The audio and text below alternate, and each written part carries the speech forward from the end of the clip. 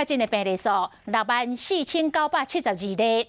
为着要让有重症风险的患者来得到治疗，今仔日开始开放确诊者的亲友会当代替去领药啊。小儿科的医师林应仁讲，为着要让民众方便，全台湾的病院诊所拢应该来开放，让亲友会当来领药啊。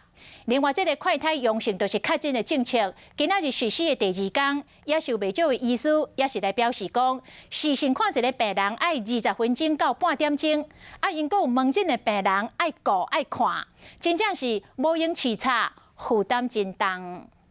当时确诊才有这，还有胸闷这些，那你咳嗽会不会很凶？医生电话问诊，关心确诊者病情开药啊。为了紧护有重症风险的患者，紧甲病医药好，指挥中心宣布，今仔日开始开放，予亲戚朋友会当代替领药啊。亲友我们只能就是选择性的相信说，他就是他的本人的一个代表哈。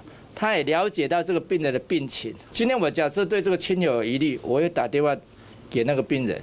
问他说：“你是不是谁谁谁？是不是要帮你拿药？领用药物，然后他要确定勾选说他有没有符合这个条件，然后看哪一个风险因子这样子。”另外，居家隔离、自主防疫和居家检疫3类对象快筛阳性，经过医术人员判定确诊，线上问诊一个患者平均来看20-30分钟，嘛出现真侪问题。我可能要看一下你的那个健保卡，要确认身份一下。